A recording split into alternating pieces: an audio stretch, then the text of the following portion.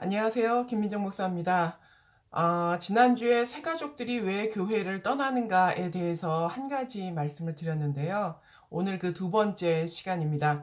지난주에 말씀드릴 때 입양된 아이를 비유로 해서 말씀을 드렸습니다. 한 가정에 입양이 된 아이가 하루 종일 그 형제들과 지내는 그 시간 가운데 부모님의 사랑도 중요하지만 그보다 더 중요한 것은 함께 지내는 형제 자매들이 이 아이를 어떻게 대하느냐가 이 아이가 일상적으로 행복을 누릴 수 있느냐 없느냐를 결정짓는다고 말씀을 드렸는데요. 오늘도 비슷한 비유를 가지고 설명을 드리도록 하겠습니다. 그렇다면 두 번째에 그 세 가족들이 교회를 떠나게 되는 이유는 무엇일까? 그 두 번째 내용은요, 무관심이 새 가족들로 하여금 교회를 떠나게 만든다는 겁니다.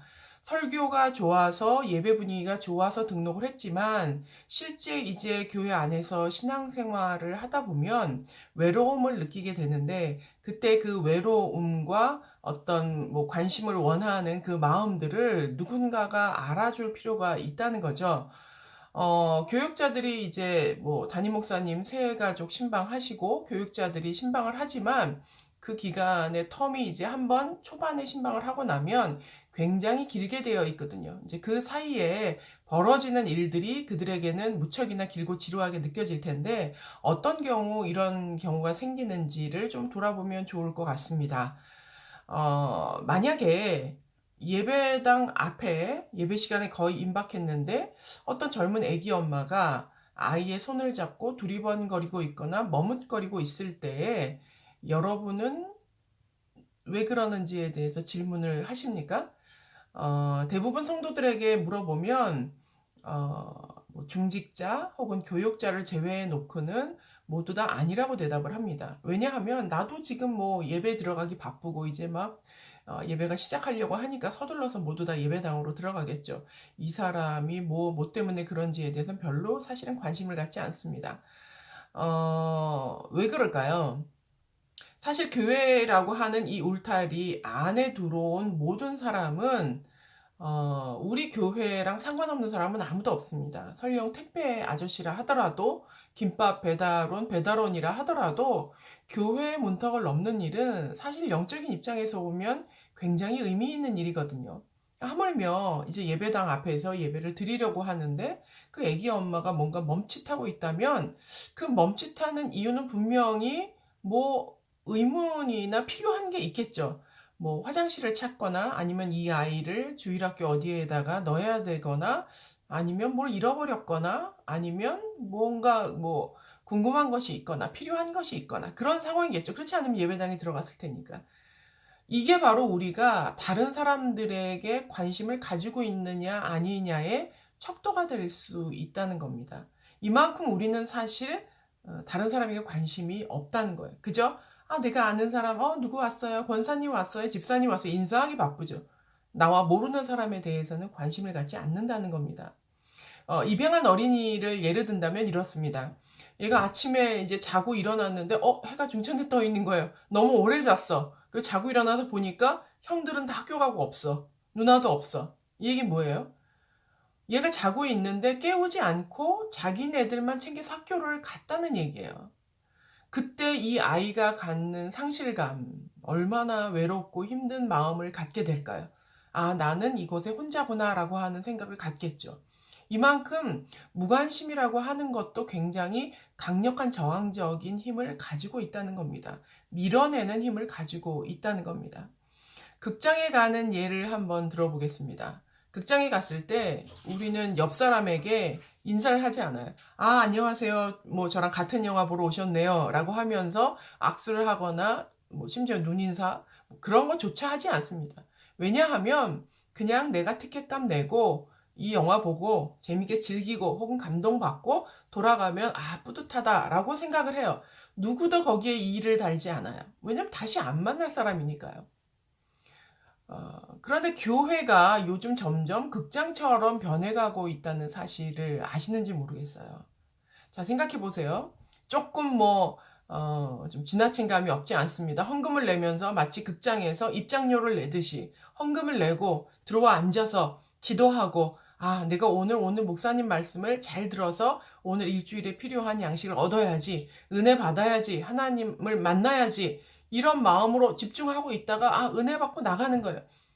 혹은, 아, 오늘 목사님 설교는 별거 없었네 하고 나가는 거예요. 은혜를 받던 못 받던 나에게만 관심이 있어요. 여러분, 지난 주일날 옆자리에 누가 앉았는지 기억하시나요? 친한 사람이 아니라면, 내가 얼굴을 잘 모르거나 낯선 사람이라면, 여러분 거의 대부분 기억하지 못하실 거예요. 교회가 영적인 공동체다, 영적인 가족이다, 우린 서로 사랑한다, 말로만 그렇게 하지, 정작 주일날 내 옆에서 하나님을 함께 만나고 있는 그 영적인 가족이 누군지에 대해서 우린 관심도 없고, 그거에 대한 죄책감도 없고, 그거를 누가 이야기하지조차도 않는다는 거예요. 그래서 우리는 주일을 거의 극장처럼 왔다 갔다 하면서 나만 은혜 받으면서 가고 있다는 거예요. 담당자 혹은 뭐 직분을 맡은 자 외에는 우리가 같은 수평적인 형제 자매의 관계로서의 성도 간의 관심이 없다면 새가족들을 향한 마음은 전체적으로는 다 무관심이라고 봐도 과언이 아니라는 겁니다. 교회가 새가족이 정착하기 원한다면 뭐 중직자도 바뀌어야 됐고 교육자도 또 마인드가 바뀔 필요가 있지만 무엇보다 성도가 바뀌어야 됩니다. 무엇보다 불특정 다수의 성도들이 나란히 어깨를 하고 예배를 드릴 때에 그들이 웃어주는 미소와 환영하는 언어와 그들의 몸으로 내뿜는 제스처가 아, 내가 이곳에서 환영받는구나, 사랑받는구나, 가족이 될 수 있겠구나 라고 하는 확신을 심어준다는 겁니다. 그런 면에서 우리는 교육자나 봉사자만이 아니라 모든 성도들은 과연 낯선 새가족에 대하여서 내가 얼굴을 잘 알지 못하는 사람에 대하여서 관심을 가지고 있는지, 누군가가 어려움을 당할 때 그것을 도우려고 하는 아, 뭐가 필요하세요? 예배에 늦으셨어요? 어디 찾으세요? 주일학교를 원하세요? 누구여도 임직자가 아니어도 물을 수 있는 그런 풍토, 모든 성도가 모든 낯선 사람들, 교회 울타리 안에 들어와 있는 모든 사람들을 따뜻하게 맞을 수 있는 마음 자세가 반드시 필요하다고 생각을 합니다. 모든 성도가 새가족부다라고 하는 책을 내면서 제목을 만든 이유가 바로 그렇습니다. 우리 모든 성도들이 내가 마치 새가족 부원인 것처럼 한 영혼에 관심을 갖지 않으면 새가족들이 정착하기 어려운 토양이 됩니다. 문화를 바꾸고 우리의 인식을 바꿔서 나야말로 동생을 깨우지 않고 나만 조용히 짐 챙겨서 학교에 가버리는 그런 얄미운 형과 누나가 다른 사람이 아니라 나라는 사실을 먼저 인식하고 예배 때 혹은 교회 안에서 만나는 모든 사람을 향하여서 반갑게 인사하고 서로 교제 나누는 분위기를 만드는 것, 이것이 중요한 두 번째의 이야기입니다. 여러분들 교회도 한번 그런 면에서 조금 모든 성도가 한 영혼을 귀히 여기는 분위기를 만들어가서 조금 새가족들이 더 편안하게 정착하고 아, 이 교회는 원래 교회가 이렇게 따뜻하구나. 모든 사람들이 나를 거절하지 않고 환영하는구나. 나를 환대하는구나. 이런 마음을 받을 수 있는 좋은 교회 되시기를 축복합니다. 감사합니다.